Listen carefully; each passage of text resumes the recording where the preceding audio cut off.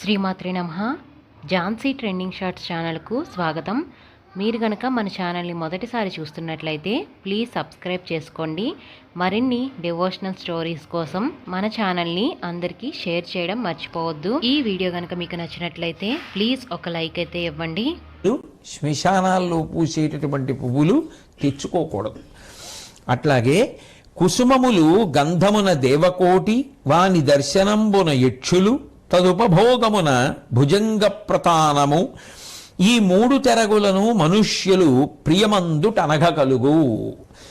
మంచి సువాసన కలిగినటువంటి పువ్వులు ఎక్కడుంటాయో అక్కడ వాటి యొక్క సువాసన చేత దేవతలు సంతోషిస్తారు, వాటిని చూసి యక్షులు సంతోషిస్తారు.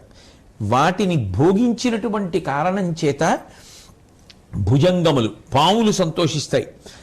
మూడు రకాలుగాను అనుభవంలోకి తెచ్చుకున్నటువంటి కారణం చేత మనుష్యులు సంతోషిస్తారు. ఇక దేవతలర్హ కుసుమ పూజా విధి ప్రియమంది అప్పుడు జనుల ఎడల సంభావించి వారి కోర్కులు కావింతురు సఫలములుగా కౌరవనాథ. దేవతలు వాళ్ళకి యోగ్యమైనటువంటి పువ్వులతో ఎవరు పూజ చేస్తున్నారో వాళ్ళ యందు ప్రీతి పొందినటువంటి వారై వారికి కావలసినటువంటి కామితములను నెరవేరుస్తున్నారు. కాబట్టి ఆ పూజ అంత గొప్పది.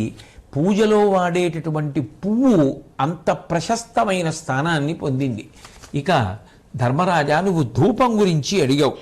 అన్నిటిలోకి ధూపాలలో గొప్పది ఏది అంటే అందుగు అనబడేటటువంటి చెట్టు యొక్క బెరడు నుంచి తీసినటువంటి ఆ చూర్ణముతో వేసేటటువంటి ధూపము చాలా గొప్పది. అంతకన్నా గొప్పది గుగ్గిలంతో వేసేటటువంటి ధూపం. అది దేవతలకు పరమప్రీతికరమై ఉంటుంది. ఇక అగరు ధూపం చేత గంధర్వులు యక్షులు నాగులు ప్రీతి పొందుతారు. కర్పూర ధూపం చేత అందరూ అన్ని రకాలుగాను సంతోషిస్తారు. కాబట్టి అటువంటి ధూపం దేవతల యొక్క ప్రీతికి కారణమవుతోంది. ఇక దీపం విషయం గురించి భీష్మాచార్యుల వారు మాట్లాడుతున్నారు. దైవతార్చలపుడు తామస భూత రక్షో ముఖంబులైన కుచ్చితంపు చాతులెల్ల దీప సన్నిధి నడుగునట్లగుట దీపదానమధిక ఫలము. దేవతల యొక్క పూజ చేసేటప్పుడు తామస గుణంతో ఉండేటటువంటి రాక్షసులు భూతములు ఇవన్నీ కూడా కుచ్చితమైనటువంటి బుద్ధి కలిగినటువంటివన్నీ కూడా దీపం ఎక్కడ వెలిగించి ఉంచబడుతుందో అక్కడ అణిగిపోతాయి. కాబట్టి దీపం చాలా గొప్పది. ఆ దీపదానం అంతకన్నా గొప్పది. అట్లాగే దీపం ఇవ్వడము అంటే వెలుగులు ఇవ్వడమే. అందుకే ఎవరు దీపదానం చేస్తారో ఆ వ్యక్తి యొక్క హృదయం పరమాత్మ ధర్మములతో ప్రకాశిస్తుంది. అటువంటి వ్యక్తి ఉన్నతమైనటువంటి ధర్మాన్ని అనుష్ఠానం చేసి ఈశ్వరానుగ్రహమునకు పాత్రుడవుతాడు. ఇక దీపంలో వెలిగేటటువంటి జ్వాల ఎప్పుడూ కూడా వెలుగునిచ్చేటటువంటిదిగాను ఆ వేయబడినటువంటి ఒత్తి స్థిరంగా నిలబడి వెలిగేటటువంటిదిగాను ఉండాలి. దీపం ఎక్కడెక్కడ పెడితే పరమశ్రేష్టము అన్నదాన్ని భీష్మాచార్యుల వారు చెప్తున్నారు. బాటలో అంటే 10 మంది నడిచేటటువంటి మార్గంలో వెలుతురు కనపడడానికి వీలుగా దీపం పెట్టడం, 10 మంది కూర్చుని ముఖ్యమైన విషయములను చర్చించేటటువంటి చావడిలో దీపం పెట్టడం, దేవాలయంలో దీపం పెట్టడం, కొండ మీద దీపం పెట్టడం, ఇవన్నీ కూడా ఐశ్వర్యానికి కారణములు. అట్లాగే అలనేయి ముఖ్యము మహిషాదిమేషజనిత ఘృతములున్ తైలంబు మనుజనాథ మధ్యములగు మేధోస్తి మాంసరసములరయ నింద్యముల్ దీప సమర్పణమునా. దీపం వెలిగించడానికి వాడేటటువంటి పదార్థముల గురించి మాట్లాడుతున్నారు. అన్నిటిలోకి చాలా మంచిదేది అంటే ఆవు నెయ్యి. ఇక గేదె, మేక, గొర్రె మొదలైనటువంటి వాటి నేతులతో పెట్టేటటువంటి దీపం, నువ్వుల నూనెతో పెట్టేటటువంటి దీపం మధ్యమం రెండవ పద్ధతి. కొవ్వు మొదలైనటువంటి వాటిని ఏ కారణం చేత కూడా దీపం పెట్టడానికి ఉపయోగించకూడదు. ఇక నైవేద్యం గురించి చెప్తున్నారు భీష్మాచార్యుల వారు. దేవతలకు అగ్రపు సంభావన ఉపహారమిచ్చి పదపడి కుడువంగావలయు అట్టు సేయని ధీ విరహితుడసురయుగుట తెల్లంబదిపా. ఎప్పుడైనా సరే దేవతలకు మొట్టమొదట సమర్పించి పదార్థాన్ని వాళ్ళు తిన్నారు, వాళ్ళు సంతృప్తి పొందారు అన్న భావన పొంది దాన్ని ప్రసాదంగా పుచ్చుకోవడం అలవాటు పడినటువంటి వ్యక్తి ఎవరు ఉంటాడో ఆయన వృద్ధిలోకి వస్తాడు. అట్లా చెయ్యనటువంటి వాడు బుద్ధిహీనుడైన వాడు అవుతున్నాడు కదా. ఎందుకంటే ఆ దేవతల యొక్క అనుగ్రహం చేత కదా. కంటితో చూస్తున్నామంటే కన్ను మనం నిర్మించుకున్నది కాదు. రాత్రి నిద్రపోయినప్పుడు కనురెప్ప పడిపోయి ఉంటుంది అంటే నేను వేసుకున్నది కాదు, నిద్ర నేను తెచ్చుకున్నది కాదు. నిద్రాకాలము సుఖమైతే అది నా గొప్ప కాదు. సుఖప్రదమైన నిద్రాకాలమునందు ఇంద్రియములు బడలిక పోగొట్టుకొని తిరిగి తేజోవంతములు అవుతున్నాయి అంటే అది నా కర్తృత్వం కాదు. ఇవన్నీ నేను చెయ్యట్లేదు, ఎవరో చేస్తున్నారు. ఆ చేస్తున్న వాళ్ళని దేవతలు అని శాస్త్రం చెప్తోంది. అటువంటి దేవతల పట్ల కృతజ్ఞతాభావం ఉండాలి. కాబట్టి ఆ కృతజ్ఞతతో వాళ్ళకి ముందు సాత్విక పదార్థాన్ని నివేదన చేసి తరువాత యజమాని స్వీకరించవలసి ఉంటుంది. తన ఇంట కలుగునన్నమును దేవతలకు నివేద్యముగా చేసి ప్రణామ నియమ సహిత సమర్పణమున కృతకృత్యుడుగా వలయు పురుషుండనగా.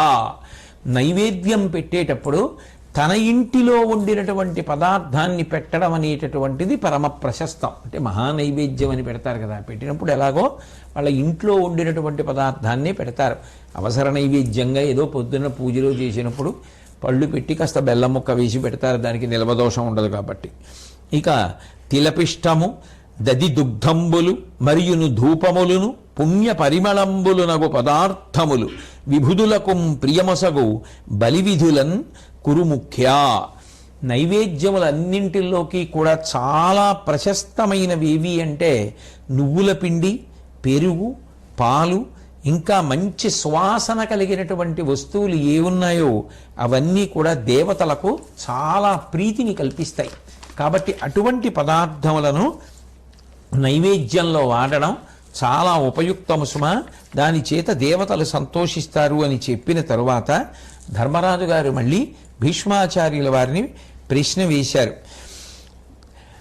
లోకంలో ఆయుర్దాయం గురించి తాపత్రయం లేనటువంటి వారు ఎవ్వరూ ఉండరు.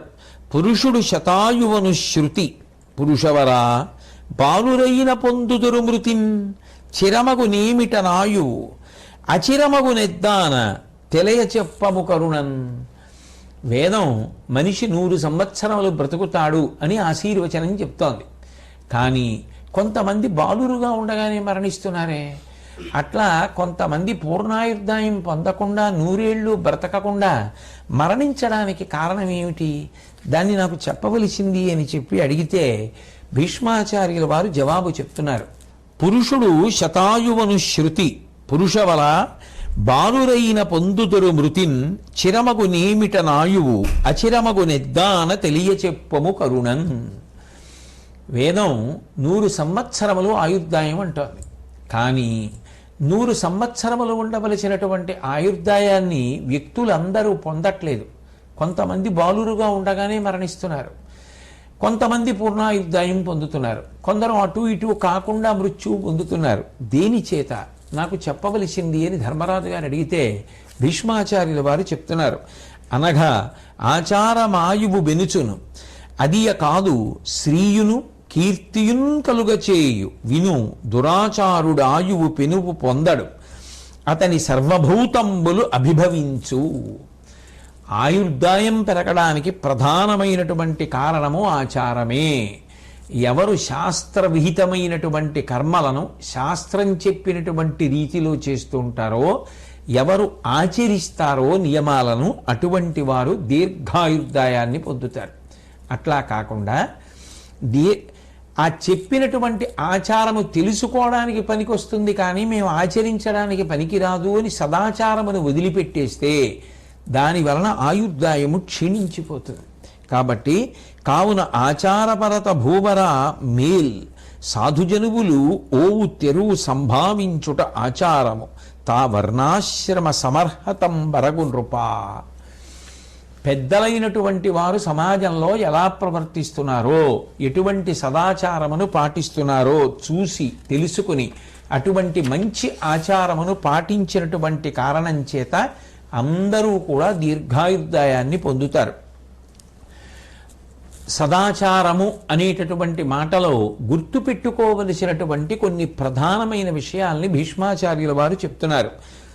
గురువుల మాటని లెక్క చేయకపోవడం అనేటటువంటిది మంచి పద్ధతి కాదు. అట్లాగే చెడు నడవడి కలిగి ఉండడం, ఎన్ని తెలిసుంటే ఉపయోగం ఏముంది, ప్రవర్తన సరిగ్గా లేనప్పుడు. కాబట్టి చెడు నడవడి కలిగి ఉండడం, అట్లాగే ఏది కనపడితే దాన్ని తుంచేస్తూ ఉండడం. కొంతమంది చూడండి, ఓ చిన్న చెట్టు కనపడితే చిగురు తుంపేస్తారు, ఏ చెట్టు కిందో నిలబడతారో కొమ్మలు విరిచేస్తూ ఉంటారు, అట్లా వెడుతూ ఉంటారు. ఏది కనపడితే దాన్ని తుంచుతూ ఉంటారు.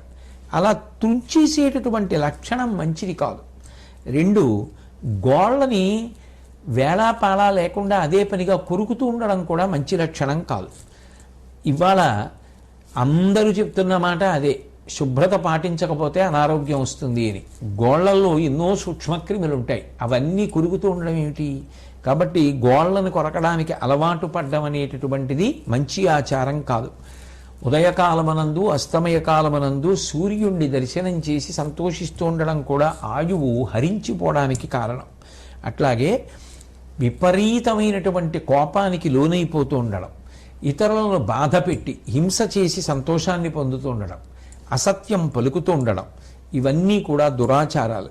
అట్లాగే మనిషి ప్రతిరోజు కూడా దేవతలను ఆరాధించి ప్రశాంతమైనటువంటి చిత్తంతో వాళ్ళ అనుగ్రహంతో జీవించడం సదాచారం. అన్నిటికన్నా మనిషి జ్ఞాపకం పెట్టుకుని ఏ కారణం చేత కూడా బుద్ధి అటువైపు మళ్ళకుండా చూసుకోవలసిన ప్రధాన విషయాన్ని భీష్మాచార్యుల వారు చెప్తున్నారు. పరదార గమనమొప్పదు పురుషునకది ఎల్ల పాపముల కంటే నరీశ్వర ఆయుస్సంక్షయకరంబు తద్వర్జనంబు కడుమేలరయన్. పరుల యొక్క సతి ఎందు కోరికని పెంచుకోవడం, పరసతితో క్రీడించాలనేటటువంటి బుద్ధి కలగడం, అటువంటి పనులు చెయ్యడం ఆయుర్దాయాన్ని నశింపచేసేస్తాయి అన్న విషయంలో ఏ విధమైనటువంటి అనుమానం లేదు. ఇక దురాచారము, చెయ్యకూడనటువంటి పనుల్లో దేవగృహము కడ వీధిని గోవాటమునందు రచ్చ కొట్టము పొంతన్ భూవర సస్యములను విష్టావిసృజనమొప్పదండ్రు చారిత్ర విధుల్. దేవగృహము కడ, దేవాలయాల దగ్గర, గోవాటమునందు, గోవులన్నీ కూడా ఉండేటటువంటి గోష్ఠము గోశాలల యందు రచ్చ కొట్టము పొంతన్, 10 మంది ఊళ్ళో వాళ్ళు కూర్చుని మాట్లాడుకుని ఊరి సమస్యల గురించి చర్చించేటటువంటి సమావేశ మందిరముల దగ్గర, సస్యములను, పంట చక్కగా ఏపుగా పెరుగుతున్నటువంటి ప్రదేశంలోనూ మలమూత్రములను విసర్జించడం అనేటటువంటిది దురాచారం. అటువంటి పనులు చేయకూడదు, అటువంటి ప్రదేశములలో అసలు చెయ్యకూడదు సుమా అని చెప్పి మంచి ఆచారం మనిషి గుర్తు పెట్టుకొని తప్పకుండా ఆచరించవలసిన విషయాల్ని ఆ భీష్మాచార్యుల వారు చెప్తున్నారు. వైర నిర్బంధంబు వలవదు గురునితో అతడు కోపించిన నుసరించి తీర్చుట మేలు, నిందించుట గురునెడ అనృతమాడుట ఆయువపహరించు. విప్ర గో క్షత్రియ వృద్ధ దుర్బల భారవ గర్భిణులకు ఈవలయు తెరువు. మాన్య భూదేవుని మంగళంబుల వనస్పతులను వలగుని చలగవలయు. పంచదశిని చతుర్దశి పద్మమిత్ర వసుతిథుల జన్మతిథుల యందు వలయు బ్రహ్మచర్యము. అడుగులొండింటితో జనదు తోమ దోషములు కొండియము క్రూరభాషణంబు. మంచి మంచి విషయాలు తెలుసుకుని ఆచరించడం అనేటటువంటిది ఆయుర్దాయం పెరగడానికి కారణమవుతుంది ధర్మరాజా. అవి ఏవి మంచి విషయాలు, ఏవి ఆచరించాలి అన్నదాన్ని భీష్ముడు చెప్తున్నాడు. అందులో గురువుగారికి కోపం వచ్చేటట్టుగా ప్రవర్తించడం, గురువుగారికి కోపం వస్తే ప్రసన్నుణ్ణి చేసుకునేటటువంటి ప్రయత్నం చెయ్యకుండా గురువుగారిని నిందించడం, గురువుగారి విషయంలో అబద్ధాలు చెప్పడం ఆయుర్దాయాన్ని తగ్గిస్తాయి. అట్లాగే వేదం చదువుకున్నటువంటి మహానుభావులు వస్తున్నప్పుడు, ఆవులు వస్తున్నప్పుడు, దేశాన్ని పరిపాలించేటటువంటి రాజులు వస్తున్నప్పుడు, వృద్ధులైనటువంటి వారు వస్తున్నప్పుడు, బలహీనమైనటువంటి వారు వస్తున్నప్పుడు, బాగా బరువు మోస్తూ వస్తున్నటువంటి వాళ్ళని చూసినప్పుడు, గర్భిణీ స్త్రీలు వస్తున్నప్పుడు తాను పక్కకి వెళ్ళి వాళ్ళకి దారి విడిచిపెట్టి వాళ్ళు తేలికగా వెళ్ళిపోవడానికి మార్గం సుగమం చెయ్యాలి. అట్లాగే వేదాన్ని బాగా చదువుకుని లోకానికి ధర్మాన్ని నేర్పేటటువంటి బ్రాహ్మణుడు కనపడినప్పుడు మంగళప్రదమైనటువంటి వస్తువులు అంటే పువ్వులు, తులసి, పళ్ళు, గోవులు ఇటువంటివి కనపడ్డప్పుడు, మంచి మంచి చెట్లు ఇందాక నీ చెప్పినట్టు తులసి, మారేడు ఇటువంటివి కనపడ్డప్పుడు ప్రదక్షిణంగా వెళ్ళడం మంచిది. అట్లాగే పూర్ణిమ, అమావాస్య, చతుర్దశి తిథులలోనూ జన్మదినం నాడు, ద్వాదశి నాడు, అష్టమి నాడు, పౌర్ణమి నాడు, అమావాస్య నాడు బ్రహ్మచర్యాన్ని పాటించాలి. పాదముల యందు కూడా దేవతలు ఉంటారు కాబట్టి ఒక పాదాన్ని ఒక పాదంతో తోమరు. పెద్దలు ఇప్పటికీ కూడా చేత్తో పాదములను తోముకుంటారు కానీ ఒక పాదాన్ని ఒక పాదం మీద వేసి తోముకోరు. అట్లాగే ఇవన్నీ చాగంటి కోటేశ్వరరావు చెప్పాడనుకోకూడదు. అనుశాసనిక పర్వంలో భీష్మాచార్యుల వారు చెప్పినటువంటి ఉత్తమ ఆచారం. కాబట్టి పాదములు ఒకదానితో ఒకటి తోమకుండా ఉండడం, ఇతర వ్యక్తుల మీద చాడీలు చెప్తూ ఉండడం, అట్లాగే పరుషంగా మాట్లాడడం ఇవి దోషములు. అటువంటి వాటి జోలికి వెళ్లకుండా ఉండడం, చెయ్యవలసినటువంటి మంచి పనులు చేస్తూ ఉండడం అవి మనిషి వృద్ధిలోకి రావడానికి, దీర్ఘాయుష్మంతుడవడానికి కారణములవుతాయి. అట్లాగే మహాపాపములు ఏవి అంటే ఏదైనా ఒక అవయవం లేనటువంటి వ్యక్తిని చూసి హేళన చెయ్యడం, అట్లాగే లేమితో బాధపడుతున్న వారు ఉంటారు, ఏదో కారణం చేత వారి యొక్క అవసరాలు తీరక బాధపడుతున్నవారు, అటువంటి వారిని చూసి హేళన చేసి మాట్లాడడం, చదువురాని వాడిని తక్కువ చేసి మాట్లాడడం, అందచందములు భగవంతుడిచ్చినవి అవి ఒక్కొక్కరి యందు లోపించవచ్చు, అటువంటి వారిని చేసి హేళన చెయ్యడం, నిందించడం మహాపాపం. అలాగే వేదాలను, దేవతలను తూలనాడడం కూడా మహాపాపం. అటువంటి పనుల జోలికి వెళ్ళకూడదు. కాబట్టి అటువంటి చెడు పనుల జోలికి వెళ్లకుండా మంచి పనులు ఎవరు చేస్తూ ఉంటారో అటువంటి వారికి దీర్ఘాయుర్దాయము కలుగుతుంది. కాబట్టి ధర్మరాజా, ఆయువుని పెంచుకోవడానికి సదాచారమును పాటించుటయే సరి అయినటువంటి పద్ధతి. అట్లాగే భోజనం చేసేటప్పుడు ఏదో ఆలోచన చేస్తూ ఏం తింటున్నాం, ఏం కలుపుకున్నాం ఏమీ ఆలోచించకుండా ఏదో భావనతో ఏవో మాట్లాడుతూ దేని గురించో ఆలోచిస్తూ ఎప్పుడూ భోజనం చేయకూడదు. అట్లాగే అన్నాన్ని నిందించడం కూడా మహాపాపం. ఎందుకంటే అన్నమే పరబ్రహ్మస్వరూపం. అన్నాద్ భూతాని జాయంతే, సమస్త ప్రాణులు అన్నం వలననే పుడుతున్నాయి. అన్నాద్భవంతి భూతాని పర్జన్యాత్ అన్న సంభవ. ఆ అన్నము వలన సమస్త భూతములు పుడుతున్నాయి, సమస్త భూతములు పెరుగుతున్నాయి, ఆఖరికి అన్నం కారణంగానే పడిపోతున్నాయి. అంటే అన్నము అంటే మనము తినున్నది, మనని తినున్నది అని రెండు అర్థాలు. కాబట్టి అన్నాన్ని నిందించడం అనేటటువంటిది చాలా దోషం సుమ. అన్నాన్ని నిందించకూడదు, అది పరబ్రహ్మస్వరూపము అని గౌరవించవలసి ఉంటుంది. అట్లాగే భీష్మాచార్యుల వారు మహానుభావుడు, మహాజ్ఞాని, అందుకు కదూ అంపశయ్య మీద పడుకుని ఉన్నప్పటికీ కూడా శ్రీకృష్ణ పరమాత్మ అన్ని వరములిచ్చి తన మనసు తన బుద్ధి యోగ్యుడు కనుక భీష్మాచార్యుల వారి యందు ప్రవేశపెట్టి ఆయన ద్వారా మాట్లాడించి ధర్మరాజు గారిని అడ్డుపెట్టి దేశకాలములతో సంబంధం లేకుండా జనహితం కోసం అందరికీ ధర్మములను ప్రబోధం చేయిస్తున్నారు అంటే ఆయన ఎంతటి మహాజ్ఞాని, ఎంతటి ఆదర్శమూర్తి, ఎంతటి యోగ్యుడు.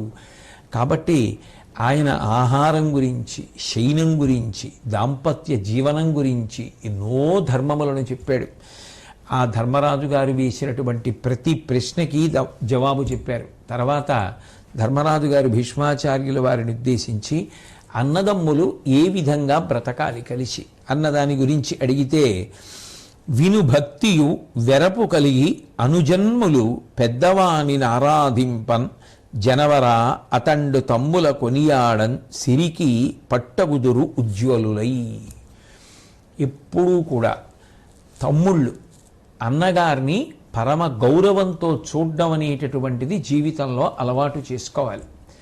అలా అన్నగారిని తమ్ముళ్ళు గౌరవిస్తే అన్నగారు తమ్ముళ్ళ పట్ల ఎంతో ప్రేమతో ప్రవర్తించి అన్నగారు తనదైనటువంటి అనుభవంతో తమ్ముళ్ళను నడిపిస్తే, అలా అన్నదమ్ములు కలిసి ఉంటే దాని చేత వాళ్ళు గొప్ప అభ్యున్నతిని పొందుతారు. తమ్ముడు ఒకడు బుద్ధిహీనుడైనా కూడా వచ్చినటువంటి ఇబ్బంది లేదు, కానీ అన్నగారు బుద్ధిహీనుడు కాకూడదు. ఎందుకని అంటే పెద్దవాడు అన్నగారు తమ్ముళ్ళనందరినీ నడిపించవలసి ఉంటుంది. అటువంటి అన్నగారు బుద్ధిహీనుడైతే తమ్ముళ్ళందరూ ఇబ్బంది పడతారు. తమ్ముళ్ళల్లో ఒకడు బుద్ధిహీనుడైనా వచ్చిన నష్టమేం లేదు. ఎందుకనంటే అన్నగారు జాగ్రత్త తీసుకొని నడిపించగలుగుతాడు. తండ్రి పిమ్మట అన్నయ్య తండ్రి పిన్నవారలకు నెల్ల, అతని వనిత తల్లి కడచన్ననని చెప్పి, తాత మరియు మనుమనికి ఇట్టులను అభిమన్యు పౌత్ర.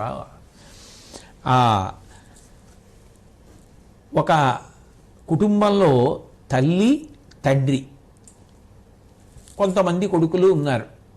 ఉన్నప్పుడు తండ్రి గారు గతిస్తే ఆ మిగిలిన కొడుకుల్లో పెద్దవాడు ఎవరుంటాడో ఆయనే తండ్రితో సమానమిక.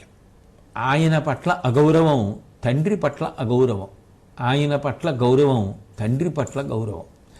ఆయన తండ్రి ఎటువంటి గౌరవాన్ని పొందుతాడో అటువంటి గౌరవాన్ని పొందడానికి అర్హుడు.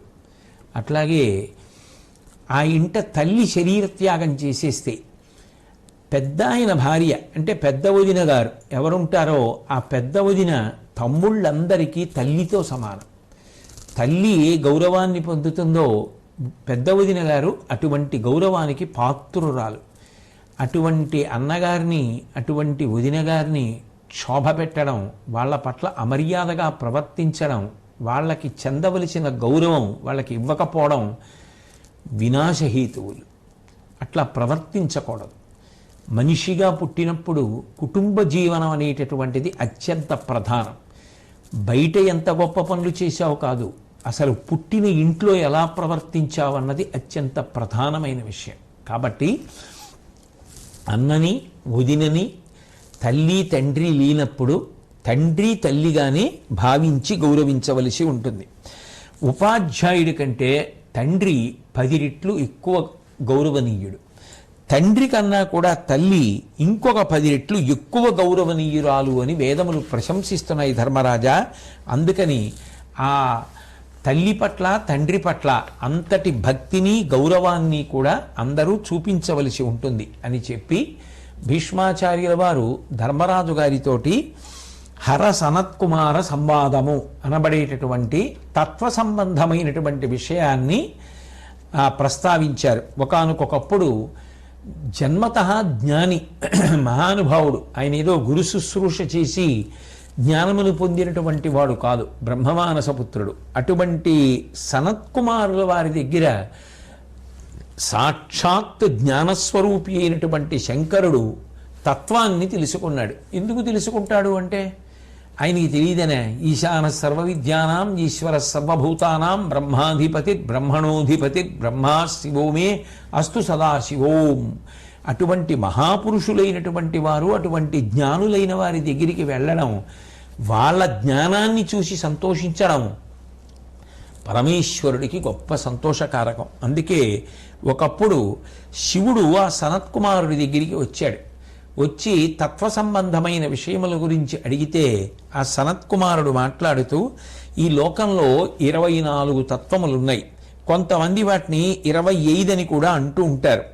ఆ 24 తత్వములలో 5 భూతములు, 5 భూతములు అంటే పంచభూతములు, పృథివ్యాపస్తేజోవాయురాకాశములు, వాటికి ఉండేటటువంటి గుణములు శబ్ద స్పర్శ రసరూప గంధములు.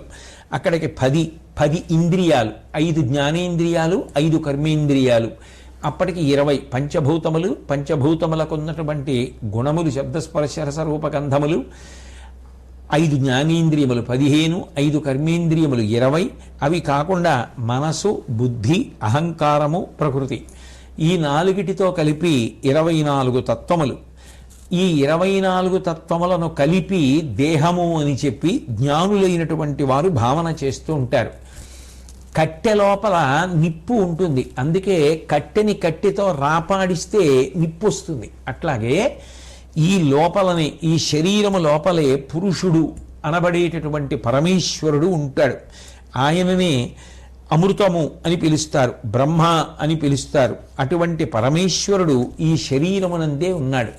ఆ శరీరమునందు ఉన్నటువంటి పరమేశ్వర తత్వమును ఎవరు అనుభవంలోకి తెచ్చుకుంటారో వారు శాశ్వతముగా మృత్యువును తప్పుకున్నట్లే. ఇక వారు జనన మరణ చక్రమునందు తగులుకొని ఉండరు. కాబట్టి అహంకారం వదిలేసినటువంటి జీవుడిలో ఈ దశేంద్రియములు కూడా మనసు బుద్ధి యందు లీనమైపోతాయి. ఇవి మళ్ళీ జీవుని యందు లీనమైపోతాయి. జీవుడు పరతత్వమునందు లీనమైపోతాడు. అట్లా ఎవరు లీనమైపోయాడో ఆయన సుఖదుఖములన్నిటినీ కూడా దాటిపోయాడు. దాటిపోయి ఏది శాశ్వతము, ఏది నిత్యము, ఏది నిరంజనము, ఏది సత్యము, ఏది శివము, ఏది సుందరమో అటువంటి దానితో తాను తాదాత్మ్యత పొంది తాను అదిగా అద్వైతానుభూతిని పొందాడు. అటువంటి అద్వైతానుభూతిని పొందినటువంటి వాడెవరో ఆయన సమస్త సుఖదుఖములను తొలగించుకొని ఇక ముదిమి, చావు మొదలైనటువంటి లక్షణాలు లేనటువంటి గొప్ప స్థితికి చేరుకున్నాడు. ఇక శరీరంతో వచ్చాడు కాబట్టి ఈ శరీరాన్ని విడిచిపెట్టేయడమే చిట్ట చివరిసారి మృత్యు. ఇక మళ్ళీ శరీరాన్ని పొందడు కాబట్టి ఆయన శరీరాన్ని విడిచిపెట్టవలసిన అవసరము ఉండదు. అంటే ఇక జనన మరణ చక్రము నుండి శాశ్వతమైనటువంటి విడుదలను పొందాడు. అట్లాగే అందులో ఉండేటటువంటి విశేషం ఏమిటి అంటే దీనికంతటికీ కారణం ఏది అంటే జ్ఞానము. ఆ జ్ఞానము వలన మోక్షాన్ని పొందుతున్నాడు. కాబట్టి విహిత కర్మలు ఏముంటాయో ఆ కర్మలను శ్రద్ధతోటి భక్తితోటి ఆచరించినటువంటి కారణం చేత పరమేశ్వరుడు సంతోషాన్ని పొందుతాడు. సంతోషం పొందినటువంటి పరమేశ్వరుడు చేసినటువంటి విహిత కర్మల వలన కలిగినటువంటి పుణ్యాన్ని పాత్రతగా మారుస్తాడు. ఆ పాత్రతని అడ్డుపెట్టి ఆయనే జ్ఞానాన్ని అనుగ్రహిస్తాడు. ఆ జ్ఞానము వలన ఆత్మ అనుభవంలోకి వస్తుంది. ఆ ఆత్మ అనుభవంలోకి రావడమే అద్వైతానుభూతి. అటువంటి అనుభవం ఎవరికి కలుగుతుందో అటువంటి వారు ఇక విద్య అవిద్య అనేటటువంటి రెండు మాటలను దాటిపోతారు. కాబట్టి అనేకం ఉన్నాయి అన్న భావన కలగడమే అవిద్య. అనేకము లేవు, ఉన్నది ఒక్కటే అన్న భావన పొందడమే విద్య. దాన్నే శంకర భగవత్పాదులు అద్వైతము అని పిలిచారు. కాబట్టి అటువంటి విద్ ఏది తెలియబడాలో అది తెలుసుకున్నవాడు బ్రహ్మవిద్ బ్రహ్మైవ భవతి, బ్రహ్మమును తెలుసుకొని బ్రహ్మమే అగుచున్నాడు అని చెప్పి ఆ తత్వ సారాన్నంతటినీ కూడా సనత్కుమారుడు శంకరుడితోటి చెప్పడం జరిగింది. అది చెప్పి భీష్మాచార్యుల వారు ఈ లోకంలో సత్యాన్ని మించినటువంటిది లేదు. సత్యాన్ని పలకడం ప్రారంభం చేస్తే ఆ సత్యమునందే సమస్తమైనటువంటి సుగుణములు దాగి ఉన్నాయి. అనుషంగికంగా అటువంటి మంచి గుణములను అనుష్ఠించడం అలవాటైనటువంటి కారణం చేత ఆ వ్యక్తి మోక్షార్హతను పొందుతాడు. అట్లాగే ధర్మములన్నిటిలోకి చాలా ఉత్తమమైనటువంటి ధర్మం అహింస. అహింసా పాలన చేయడం అనేటటువంటిది ప్రతి వ్యక్తి ప్రయత్నపూర్వకంగా నేర్చుకోవాలి అని చెప్తూ, అహింస అంటే కేవలం ప్రాణుల యొక్క శరీర సంబంధమే కాదు, ఇతరుల యొక్క మనసు గాయపడని రీతిలో మాట్లాడడం, అట్లా ప్రవర్తించడం, మాట చాలా పొందికగా ఉండడం, ప్రియంగా ఉండడం, అన్నిటికన్నా సత్యాన్ని మాట్లాడడం అత్యంత ప్రధానమైనటువంటి విషయమయ్యా. ఆ అహింసని ఎవరైతే సాధనలోకి తెచ్చుకుంటారో అటువంటి వారు భగవంతుని యొక్క అనుగ్రహ విశేషం చేత మోక్షము కరతలామలకమైన వారై ఉంటారు. అది ప్రధాన ధర్మం కాబట్టి ఆ ధర్మాన్ని ఆశ్రయించి మిగిలిన ధర్మములన్నీ అనుష్ఠాన పర్యంతంలోకి వస్తాయి. కాబట్టి అహింసా పరమో ధర్మ. పరమధర్మం ఏది అంటే అహింసయే. అటువంటి అహింసని సాధన చేయడం చాలా ఉత్తమమైన విషయము అని చెప్పి ఆ భీష్మాచార్యుల వారు ధర్మరాజు గారికి చెప్పారు. తదనంతరం ధర్మరాజు గారు